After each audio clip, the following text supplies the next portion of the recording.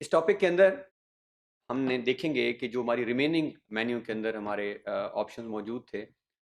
पहले लेक्चर के अंदर इससे पहले टॉपिक के अंदर हमने नोट किया कि हमने फाइल के अंदर और एडिट के अंदर क्या कर सकते हैं। अब इसकी जो रिमेनिंग हमारे पास व्यू की ऑप्शन है या फॉर्मेट है, ड्रॉ है, मॉडिफाई है, डायमेंशंस हैं, इसको हम नोट करेंगे कि क्विकली इनके फंक्शंस क्या होते हैं और इसमें से कुछ हम परफॉर्म भी कर लेंगे। तो मेन अगेन इन दोनों टॉप मेन्यू 1 और मेन्यू 2 का जो बेसिक हमारा पर्पस है वो ये है कि हम अपनी फाउंडेशंस अच्छी बिल्ड कर लें और हमें आइडिया हो जाए कि कौन सी कमांड कहाँ होती है। जितना बेटर आपको आइडिया इन चीज़ों का हो जाएगा कि कमांड प्लेसमेंट कैसे है, उतना बेटर आप आगे एक्शंस परफॉर्म कर सकेंगे। तो ये मेनली इन सारे लेक्चर्स का जो हमारा थीम है वो ये है कि एक तो हम चीज़ों को बेटर अंडरस्टैंडिंग कर लें इंटरफेस, और हमें अब ईजिली पता हो कि कमांड्स पड़ी कहाँ हैं और इनका बेसिक पर्पस क्या है। तो आइए बढ़ते हैं ऑटोकैड की तरफ ताकि हम इसका मेन मेन्यू के नेक्स्ट मॉड्यूल्स को कवर करें।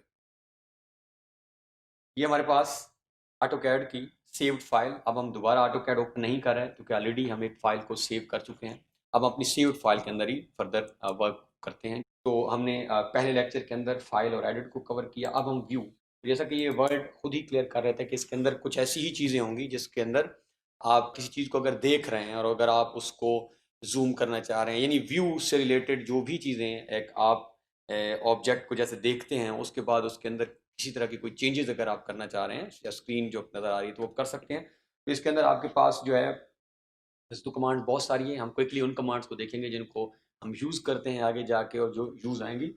ये हमारी रीजन और रीजन आल की जो कमांड्स हैं ये ऑनवर्ड जाके, अभी क्योंकि हमें कोई प्रॉब्लम स्टार्ट में ड्राइंग के, तो अक्सर जब हम ड्राइंग में वर्क करते हैं हम लाइंस, फॉर एग्जांपल हमने एक वर्क को रात को सेव किया या किसी भी टाइम और हमने उसको दोबारा ओपन किया तो ऐसा लगता है कि जैसे सुबह या किसी भी टाइम कि इस वर्क के अंदर कोई डिस्टॉर्शन हो गई है। लाइंस अगर आपने स्ट्रेट लगाई थी तो उस लाइन के अंदर कोई बेंडिंग हो चुकी है, उनके अंदर कोई टेढ़ापन आ गया है। तो ये हम इसको रीजन आल की जैसी कमांड प्रेस किया, इसके अंदर कोई कुछ आइकॉन्स बाजू का आप वर्क करेंगे और कुछ अचानक डॉट्स आपको स्क्रीन में नजर आना स्टार्ट हो जाते हैं।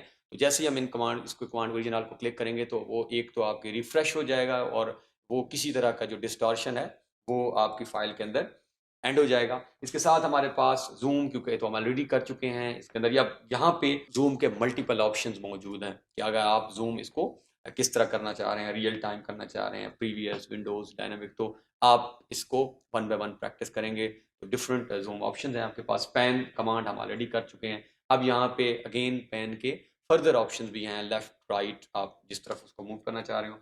देन हमारे पास ये जो कुछ हमारी कमांड नज़र आ रही हैं इनको हम आगे कैमरा है हमारा या ऑर्बिट, अच्छा ऑर्बिट सपोज अगेन ये आप अगर एक लाइन ड्रॉ कर लें, ये जो साथ आपकी हमारी लेफ्ट साइड पे स्क्रीन नज़र आ रही है अगर आप इसमें से, तो ये आपने डबल क्लिक किया और आप एंटर कर दें कहीं पे भी या स्केप प्रेस कर दें, ये हमारी एक लाइन है। और अगर हम इसको व्यू में जाएं और ऑर्बिट पे क्लिक करें तो हमारे पास सपोज आप कॉन्स्ट्रेंट ऑर्बिट का अगर फंक्शन यूज़ करते हैं, अगर आप लाइन पे क्लिक करें तो ये देखें आप इस लाइन को 3D के अंदर भी इवन के देख सकते हैं, उसका कोई व्यू नोट कर सकते हैं, जिस तरह ऑर्बिट के हम कर सकते हैं हम टॉप बॉटम लेफ्ट राइट। तो ये भी कमांड मेनली 3D के अंदर जब हम मूव करेंगे तो वहाँ शायद इस्तेमाल हो। तो अगेन ये ड्राइंग हमारी स्क्रीन अब नोट कर रहे हैं तो ये हिल चुकी है थोड़ी सी। इसको अगर हमने वापस अपने ओरिजिनल जब व्यू में लेके आना हो, सबसे पहले तो कमांड को आपने इनएक्टिव करना है। जब भी आपने कमांड को इनएक्टिव करना हो या जिस हम डीएक्टिव कहते हैं तो उसके लिए या तो आप एंटर प्रेस कर दें या एस्केप का बटन, ये दो ऑप्शंस हैं। तो हम एस्केप का बटन प्रेस करते हैं तो ये कमांड इनएक्टिव है। और यहाँ से टॉप व्यू अगले ऑलरेडी हमने जहाँ बात की है, अगर आप इस पे लेफ्ट क्लिक करें तो आप यहाँ से टॉप में आ जाएंगे, तो बैक टू ओरिजिनल व्यू में हम वापस आ चुके हैं। इसके साथ व्यू के अंदर हमारे पास क्लीन स्क्रीन के ऑप्शन भी मौजूद है, क्लियर स्क्रीन का ऑप्शन भी मौजूद है। अगर आप क्लिक करें तो ये अगर हम चाहें कि हमारी स्क्रीन पे कोई कुछ भी नज़र ना आए, ये सारे ऑप्शंस जो हैं, ये शॉर्ट कीज़ जो हमारी साइड्स में हैं, ये डिसअपियर हो जाए फ्रॉम स्क्रीन, तो आप नोट करें इजीली जो है आप डिसअपियर कर सकते हैं। बाज़ औक़ात जब आप ड्राइंग को क्लैरिटी के साथ देखना चाह रहे हो तो ये ऑप्शन हम प्रेफर करते हैं। बट अगेन अगर हम इसको नोट करें तो व्यू में आके हम इसको ऑफ करें तो हम वापस बैक टू ओरिजिनल पोजीशन में आ जाएंगे। तो बाकी चीज़ें हम वन बाय वन आगे यूज़ करते रहेंगे। यहाँ पे हमारे पास तो एक कमांड नज़र आ रही है दैट इज़ डिस्प्ले। तो इस डिस्प्ले में हमारे पास यूसीएस आइकन की बात हो रही है। अगर आप नोट करें, वापस आते हैं स्क्रीन में और आप यहाँ पे बॉटम लेफ्ट कॉर्नर, ये जहाँ पे मेरा अभी कर्सर मूव कर रहा है, अगर आप इस पोजीशन पे आएँ तो ये आपके एक्स वाई कोऑर्डिनेट्स हैं, एक्चुअली यूसीएस आइकन है और ये अभी बिल्कुल आपका ये बॉटम में मौजूद है, लेकिन अगर आप ये देखें, आप इसको कर्सर को थोड़ा सा मूव करें तो बाज़ औक़ात इसकी प्लेसमेंट चेंज हो जाती है। ये खुद ब खुद आपको मिडल में नज़र आएगा, कभी आपको ये स्टार्ट में ओरिजिन में होता है, जैसे हमने देखा बिल्कुल स्टार्ट में था आपका बॉटम लेफ्ट कॉर्नर, बट जैसे आप ड्राइंग बनाते हैं तो ये बाज़ औक़ात इसकी पोजीशन थोड़ी-सी रिलेटिवली हिल जाती है। तो सपोज़ अगर आपने अब यहाँ पे एक लाइन ड्रॉ करनी हो, तो अगर अब ये लाइन आपने ड्रॉ की अगेन, तो ये अगर हम नोट करें, तो अब ये लाइन और इसकी लाइन्स आपस में मिल चुकी हैं, तो ये बाज़ औक़ात डिस्टॉर्शन भी आपके लिए क्रिएट करता है या आपको कन्फ्यूजन भी होती है ड्राइंग के अंदर। तो अगर आप इस एक्स वाई कोऑर्डिनेट यूसेज को सीधे से ही ख़त्म करना चाहते हैं कि ये स्क्रीन पे नज़र ही ना आए, तो आपके पास ऑप्शन मौजूद है। व्यू के अंदर आप जाके डिस्प्ले के अंदर जब यूसीएस आइकॉन पे क्लिक करते हैं, तो इसके बिल्कुल सामने अगर आप नोट करें, तो options are there. Right now this is on, क्योंकि ये देखें ये ऑन के ऑप्शन के ऊपर इसका, तो हम इसको अगर ऑफ कर देते हैं, ये आइकन यहाँ से डिसअपीयर हो जाएगा स्क्रीन से।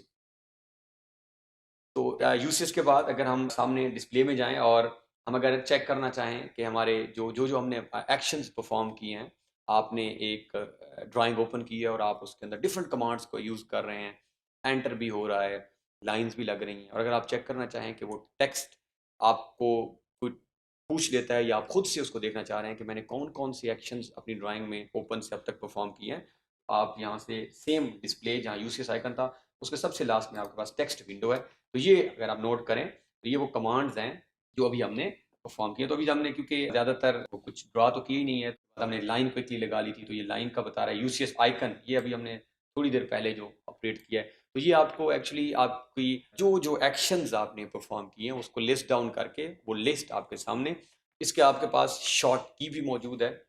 हम यहाँ से क्रॉस करते हैं और F2, तो F2 जैसे आप प्रेस करते हैं तो ये भी आपके पास सेम वही चीज़ आपको ऑपरेट बता रहा है जो अभी हमने परफॉर्म की है। तो इससे आप इजीली जो है वो असेस कर सकते हैं कि कौन-कौन सी कमांड्स की हैं। इसको हम यहाँ से अगर क्लिक करेंगे तो ये डिसअपीयर हो जाएगी फ्रॉम स्क्रीन। तो ये हमारी मेनली व्यू कमांड्स थी जिसके अंदर हमने नोट किया। अब इसके साथ हमारे पास इंसर्ट कमांड या एक्सर्ट, इन दोनों वर्ड्स को आप यूज़ कर सकते हैं। इंसर्ट का बेसिक मतलब होता है कि किसी भी चीज़ को आपने फॉर एग्जांपल प्लेस करना है किसी जगह के अंदर, आप कहते हैं कि फ़लाँ चीज़ को इस जगह पे आके आप रख दें, तो ये एक्चुअली इंसर्ट ही है। इनफैक्ट आप सपोज़ नोटिस बोर्ड आप देखते हैं और आप वहाँ पे कोई चीज़ पिन पॉइंट करना चाह रहे हैं कि इस चीज़ को यहाँ पे आके प्लेस कर दें, तो इंसर्ट मीन्स कि अगर कोई हम बाहर से कोई कंपोनेंट लेकर आते हैं और हम उसको कैड के अंदर ओपन करना चाह रहे हैं, कैड के अंदर यूज़ करना चाह रहे हैं, तो वो कैसे करेंगे? ये सबसे कॉमन एग्ज़ाम्पल एक पिक्चर है हमारे पास। एक सपोज़ आगे जाके हम वर्क भी करेंगे, क्योंकि एक तस्वीर है, आप उसको ऐड करना चाह रहे हैं, एक्चुअली इंसर्ट करना चाह रहे हैं, आप चाह रहे हैं कि वो पिक्चर यहाँ पर आ जाए, उसको कैसे करें? तो इंसर्ट कमांड में जैसे आप क्लिक करते हैं तो ये काफ़ी सारे ऑप्शंस हैं आपके पास कि किन-किन चीज़ों को आप कैड के अंदर यहाँ पे आके प्लेस कर सकते हैं, लेकर आ सकते हैं। तो ऑप्शंस आर देयर, हम हमारे पास फिलहाल हम इनमें से 2 से 3 ऑप्शंस देखेंगे जो हमारे यूज़ के हैं। बाकी जब विद पैसेज ऑफ टाइम आगे हमें कहीं इसका यूज़ हुआ तो हम इसको नोट करेंगे। तो सबसे पहले हम ये हमारे पास इस कमांड को यूज़ करते हैं, रास्टर इमेज रेफरेंस।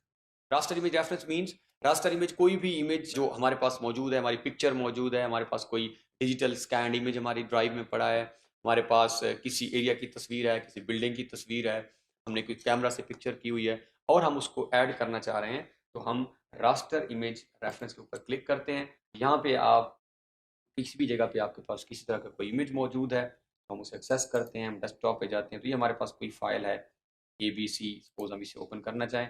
अब वो आपसे पूछ रहा है कि अगर आप उसे रोटेट, आपने कोई एंगल देना है, आप कोई चीज़ ऐड कर रहे हैं, उसको आपने किसी स्पेसिफिक एंगल एक्स, वाई, लेकिन अगर आप इसको ओके सिंपल प्रेस कर दें, तो ओके करने के बाद अब वो आपसे उसकी प्लेसमेंट पूछ रहा है, आप किसी भी जगह क्लिक करें और यहाँ से आप उसको ईज़िली एनलार्ज भी कर सकते हैं विद माउस या आप उसे रिड्यूस भी कर सकते हैं। तो आप जैसे ही यहाँ क्लिक करेंगे तो ये हमारे पास कोई एक इमेज थी जो किसी स्क्रीन का हमने ली हुई है, ये इमेज आपकी स्क्रीन के ऊपर ऐड हो गई है। तो दिस इज़ हाउ आप कोई इमेज जो है उसको डिलीट भी कर सकते हैं दोबारा, आप इस पर क्लिक करें और आप इसको डिलीट कर दें। तो इसी तरह इंसर्ट के अंदर आप पीडीएफ फाइल कर सकते हैं, सेम रेफरेंस में मल्टीपल हमारे पास ऑप्शंस मौजूद हैं। तो इस लेक्चर के अंदर हमने अपने मेन मेन्यू को फर्दर आगे देखा कि हम मेनली व्यू के अंदर जाके क्या-क्या चीज़ें कर सकते हैं, और देन इंसर्ट के अंदर से हमने कौन-कौन से ऑब्जेक्ट्स को लेकर आ सकते हैं ऑटोकैड में, और उसकी सेटिंग्स को हमने यहाँ पे चेक किया।